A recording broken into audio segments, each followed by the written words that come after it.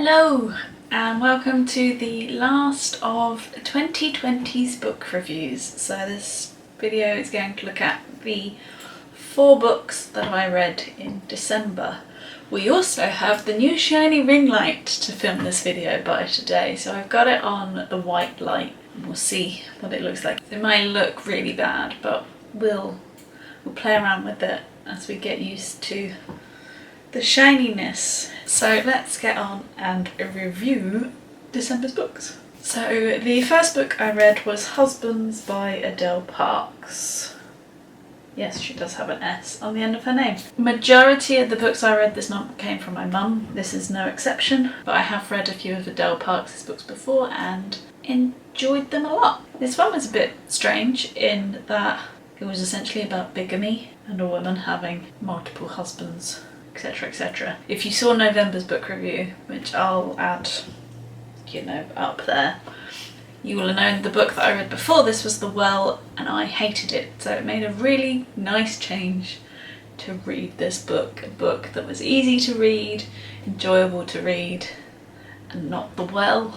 So as I said, it's all about a woman who has multiple husbands, but they don't know. So she married one when she was young, and then she just sort of left him and then never sorted out the whole divorce part of this, and then happened across another man multiple years later and married him. But then obviously, because it's fiction, it wouldn't be a novel otherwise, they end up all meeting and going to Las Vegas and Elvis impersonator competitions and stuff, so it all gets a bit messy. My main thought on this was A, why didn't she just divorce the first husband? Why did she just bury her head in the sand and run away? B, how did she manage to keep it a secret for so long from everybody? And C, I thought she was just a bit of a selfish mare, to be honest. That's Bella. And throughout the book I found her a bit irritating and a bit selfish, whereas her friend Laura I really liked. She was a really good character and I wanted good things to happen to her. It was enjoyable that there was a bit of travel in this, so you got to experience a different place. As I said, it's Vegas, which is not a place I've ever been to. One day, maybe. But there were several references in this that dated this book quite heavily. So there was a bit about going to Blockbuster to pick out the film, Charlie Dimmock was in it, things like that. Just items of clothing that they're wearing, popular culture references really did date this book quite heavily. But yeah, so it was enjoyable. It's not something that I'd rush to. It's probably not one that will linger with me for a very long time. It all tied up far too cleanly at the end, but then I guess it's a novel and it's fiction, so that comes with the territory. But yeah, enjoyable. Probably made slightly more so because I read The Well before it. Not my favourite of Adele Parks' books, but easy enough to read and enjoyable enough to start the month. So the second book I read also came from my mum, and that is The Island by Victoria Hislop.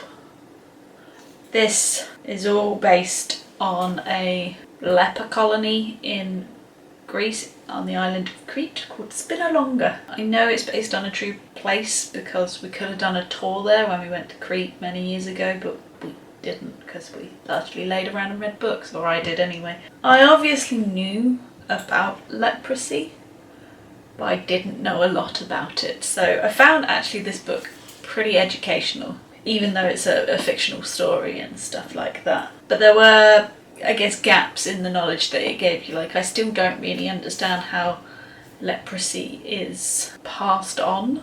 Yeah, so I still don't really understand how you get leprosy, but reading about the way they just shipped all these lepers over to one island and they all just lived together and created a community and things like that was very interesting. So the island started being in existence in 1957, so obviously this is somewhat of a historical novel, and it did give me a good insight into Greece and World War II, which is not something that I would have learnt about in school or anything like that. Obviously I know it's a world war, but knowing how it affected Greece and Crete in particular, didn't have a clue. So again, this book helped me learn a bit about that. So it follows a family, and there's 2 sisters, one called Anna and one called Maria. I really liked Maria. I wanted her to have everything she ever wanted in the world. There were points in this book that I got very angry. If you've read it, I'm sure you know where I'm talking about. Yeah, so I really, really liked her. But then her sister, I really didn't.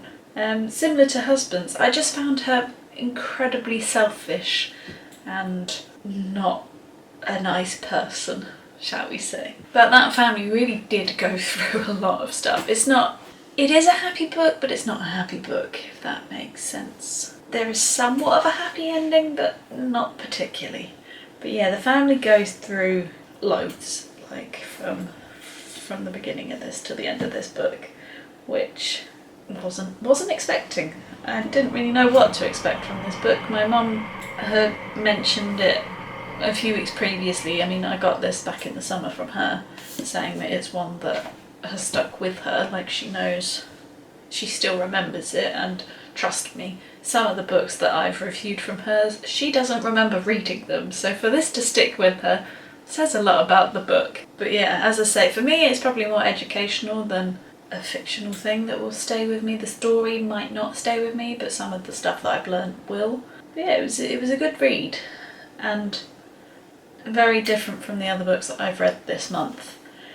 It also helps that I work with a lot of Greek people, so I knew how to pronounce the names. Anna and Maria are the easiest of all the names. The rest of them are not quite so anglicised, shall we say. Very Greek. But yeah, so it helped that I work with a load of Greek people to be able to pronounce those. And that was The Island by Victoria Hislop. So the third book is the last of the ones that my mum gave me, and that is Desire by Louise Bagshawe. And my mum obviously ate a lot of apples while reading this one because there are several Pink Lady stickers in the corner. So when she offered me a load of her books, I read the back of this and thought, wow, that book sounds nuts. I'm gonna have to take it. It might be rubbish, but it sounds really, really strange and just nuts is the best way of putting it. This follows Lisa Costello, who wakes up the morning after her wedding to find that her husband, her very rich husband, has been murdered and that she has been framed for it. And then she goes on the run. And then there's a journalist that is chasing her and they become very close. But yeah, it's a very cat and mouse story. It's will she get away, will they find her, will all of that. And actually, surprisingly, I really enjoyed it. It did also coincide with that rubbish announcement that, if you've seen my Christmas video, you know affected me quite a bit. So this was a very good escapism for that, particularly as it went to lots of different countries, and as I said with Adele Parks, that's always quite nice to read, to be able to imagine that I'm somewhere else rather than still in my flat.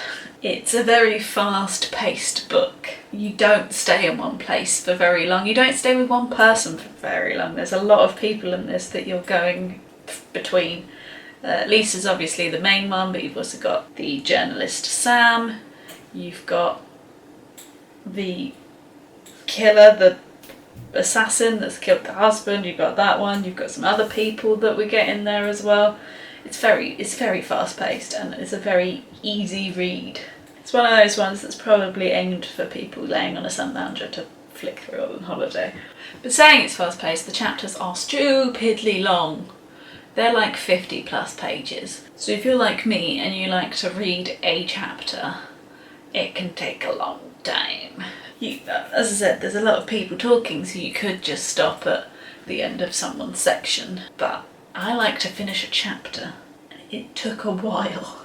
There were obviously bits that I weren't too keen on. I actually thought this book was a lot older than it is, just because of the men, basically. They all have really old-fashioned opinions on women. Is it misogynistic? Is that the word I'm looking for? If only I was good with vocabulary to know these kind of things. But yeah, they just women have a certain place, and pretty much every man in this book agreed to that certain place, so that was a bit frustrating. It's also very heavily focused on money. There's a lot of chat about money in this book. And I didn't guess who the killer was, so it might have been partly because of where my brain also was whilst reading the book, but I didn't guess the killer. But I don't really read books and try and guess the killer, so that might be why. I'm sure there's a lot of people that would get it instantly, but I didn't. But yes, that's Desire by Louise Bagshawe. I enjoyed it a lot, and I'm surprised by how much I enjoyed it. It was sort of pure escapism for me, and for that I am very grateful for it. And then we move on to the last book, which is Unexpected Lessons in Love by Bernadine Bishop. This book took me quite a long time to get into, and I'm not entirely sure if I completely enjoyed it. It feels like the author had a book about surviving cancer and using colostomy bags and all of that sort of stuff. Didn't quite know how to flesh it out enough for it to be a novel. So added in this other novel idea that they had about adoptions and paternity and mothers suffering from some like mental health issues and stuff, but didn't know how to flesh that out enough, so just sort of merged them together, and they didn't really fit together. I didn't quite see the point of the two stories being related to each other, and that made it a bit difficult to really get into the book. It is well written, and it's a aesthetically pleasing book, if that makes sense. The imagery in it is nice, and the way that the words flow is good, but the story itself just didn't seem to come together very well, if that makes sense. I liked the characters in it. I really liked the frankness of how Bernadine Bishop talks about cancer and things like that. It's not common in novels to be as open as she was. I read in the spiel, about the author bit, that she had also had cancer, so I guess she's drawing from personal experience when writing this.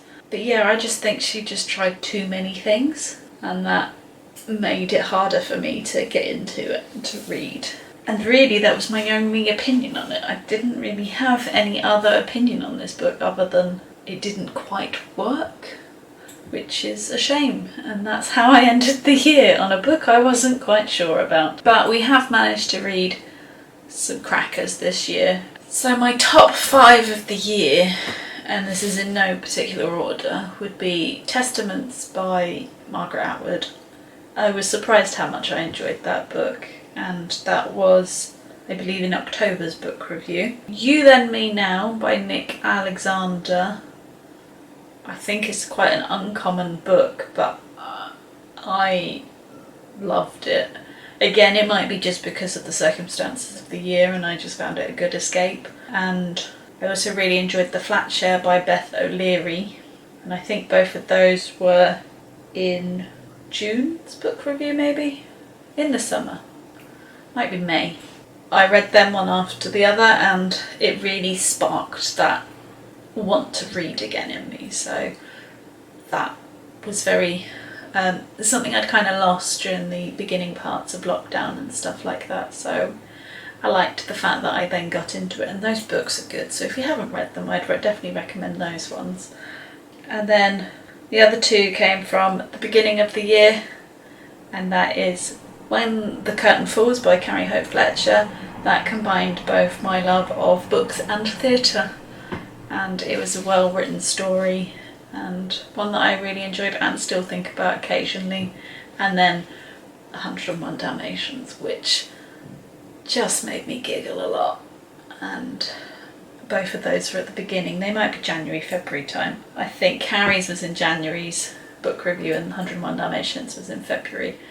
But yeah, those are definitely the 5 books from this year that I would recommend if you haven't read.